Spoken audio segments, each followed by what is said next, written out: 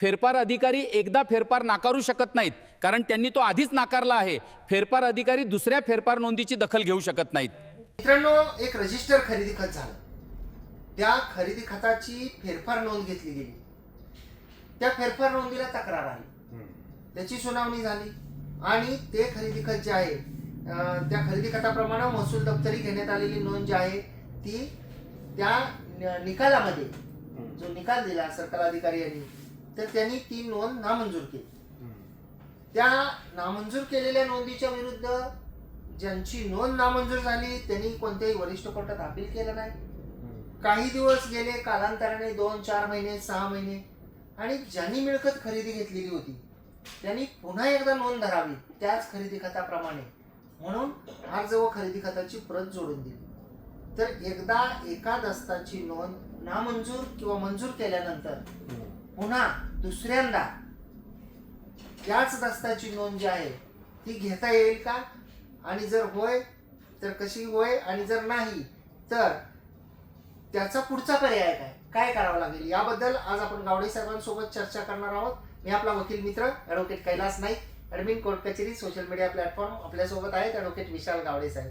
तर जे सह ॲडमिन आहेत आपल्या सर्वांचे लाडके आहेत, तर गावडे साहेब आपल्याला याबद्दल माहिती देतील. तर प्रश्न असा होता की दस्त एक आहे आणि नोंद जी झाली, आता म्हणजे सगळ्यात पहिल्यांदा महत्वाचा विषय असा आहे की आपण जर एखादा दस्त नोंदीला दिला तर त्या नोंदीला दिलेल्या दस्तामध्ये तो दस्त जर रजिस्टर असेल तर त्या दस्ताची नोंद घेतली पाहिजे, हे बंधनकारक आहे.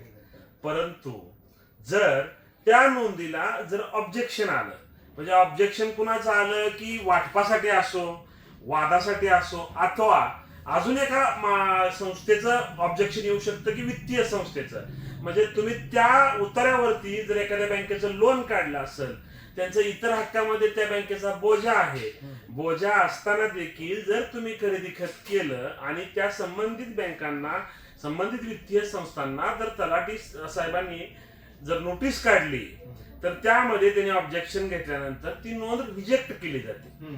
मग रिजेक्ट आपण उदाहरणासाठी घेतो साहेब की रिजेक्ट केली आणि आपण त्या संबंधित वित्तीय संस्थेचे जाऊन पैसे भरले, आणि पैसे भरल्यानंतर जर तुम्ही तलाट्याकडे आलात की बाबा आज मी हे पैसे भरलेत आणि माझी परत एकदा ही नोंद घ्यावी, तर तशी नोंद आपल्याला घेता येणार नाही. मग काय करावं लागेल? तर त्या नोंदीसाठी आपल्याला माननीय उपविभागीय अधिकारी यांच्याकडे अपील करावं लागेल त्या नोंदीच्या अगेन्स्ट. म्हणजे जी नोंद आपली रिजेक्ट झाली आहे, की ज्या वित्तीय संस्थेने आपल्या नोंदीला ऑब्जेक्शन घेतलं होतं आणि त्या ऑब्जेक्शन मध्ये त्यांचा आपण देणे असल्या कारणानं ती नोंद रिजेक्ट झाली होती, तर परत त्यासाठी आपल्याला त्या जे आपण पैसे भरलेत त्या भरलेल्या पैशाच्या एनओसी सोबत आपल्याला वित्तीय ह्याच्याकडे उपविभागीय कार्यालय यांच्याकडे अपील करावं लागेल आणि त्या अपिलामध्ये ती नोंद मंजूर करून घ्यावी लागेल.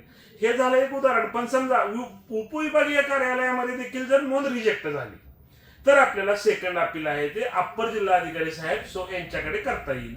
अप्पर जिल्हाधिकारी साहेब यांच्याकडे जर ते रिजेक्ट झालं तर वरती आपल्याला कमिशनर साहेब यांच्याकडे रिव्हिजन करता येईल, मंत्रालयामध्ये रिव्हिजन करता येईल. अशा विविध आपल्याला मार्ग आहेत की बाबा नोंद रिजेक्ट झाल्यानंतर मात्र एकाच खरेदी खताची 2 वेळा नोंद एकाच अधिकाऱ्याकडे आपण करू शकत नाही. बरोबर. आणि ती महसूलची जी लाईन आहे त्या लाईनने जाऊन त्या गोष्टी कराव्या लागतील, त्यासाठी दिवाणी कोर्टामध्ये येता येत नाही. नोंदीचे विषय जे असतात ते पूर्णपणे महसूल अधिकारी आणि त्यांची जी काही वेगळी एक क्वासी ज्युडिशियल यंत्रणा आहे, समकक्ष ज्युडिशियल, जे उपविभागीय अधिकारी असतात, त्यानंतर जिल्हाधिकारी असतात, त्यानंतर कमिशनर असतात, त्यानंतर महसूल मंत्री असतात, यांच्या मार्फत, तसेच त्यानंतर उच्च न्यायालय असतं. तर या लाईनने जाऊन ती नोंद करून घ्यावी लागेल. म्हणजे आपल्या संपूर्ण चर्चेचा हा निष्कर्ष आहे की जर का एकदा कोणत्याही एका दस्ताची नोंद मंजूर झाली किंवा नामंजूर झाली, एकदा निर्णय झाला एकदा त्याच्याबद्दल की मंजूर किंवा नामंजूर, तर पुन्हा दुसऱ्यांदा नोंद घेता येत नाही आणि महसूल अधिकारी यांना तसे अधिकार नाहीत की एकाच गोष्टीबद्दल डबल नोंद घेण्याची. आणि रजिस्टर दस्ताला जर नोंद रिजेक्ट करायची असेल साहेब तर त्यासाठी संबंधित बाबा म्हणजे न्यायालयाचा आदेश, अथवा आता जसं मी सांगितलं की वित्तीय संस्थांचं किंवा माणूस वेगळा उभा करून, म्हणजे अशा विविध गोष्टी आहेत की पण नामंजुरीचं पर्सेंटेज जे आहे ते कमी आहे साहेब. आणि केवळ मोहगम आपण तक्रारी केल्या की मला पैसेच हा. मिळले नाहीत हा, हा. किंवा माझं दारू म्हणजे पिऊन विकली वगैरे त्यासाठी आपल्याला म्हणजे दिवाणी माननीय कोर्ट. दिवाणी कोर्टाचा दिवाणी कोर्ट. आदेश लागेल. त्या आदेशाशिवाय ती नोंद नामंजूर करता येणार नाही. नक्कीच. अशी प्रोसिजर आहे. आणि मग नामंजूर झाली आणि समजा ते कॉम्प्रोमाइज जरी झालं तर वरती जाण्यासाठी आपल्याला वरतीच जावं लागेल. डबल आपल्याला नोंद करता येणार नाही. आपल्या मूळ प्रश्नाचं जे उत्तर आहे नक्की की डबल नोंद आपल्याला परत करता येणार नाही. तर मित्रांनो, अपेक्षा करतो की ही माहिती साध्या सोप्या भाषेमध्ये आपल्याला समजली असेल. आपल्याला जर माहिती समजली असेल, आवडली असेल तर या व्हिडिओला जरूर लाईक करा. आपण कोर्ट कचेरीच्या यूट्यूब चॅनलवर हा व्हिडिओ पाहत असाल, अद्याप आपण सबस्क्राईब केलेलं नसेल तर सबस्क्राईब करा. बाजूचं बेल आयकॉनचं बटन दाबा, म्हणजे व्हिडिओचे नोटिफिकेशन आपल्याला मिळतील. आणि आपण या व्हिडिओला शेअर सुद्धा जरूर करा. हाईप नावाचं एक कलरचं बटन आपण लाईक केल्यानंतर दिसेल, यालाही क्लिक करा. कोणतेही त्यासाठी पैसे द्यावे लागत नाही. आणि मित्रांनो, जसं सांगितलं की प्रश्न तुमचे उत्तर आमचे, ही सिरीज आम्ही जी चालू केली आहे, या सिरीजला आपला सर्वांचा रिस्पॉन्स मिळतोय. आपणच प्रश्न विचारताय आणि त्या प्रश्नांची आम्ही उत्तर देण्याचा प्रयत्न करतोय मित्रांनो. तर असाच तुमच्या सर्वांचा सपोर्ट राहू द्या.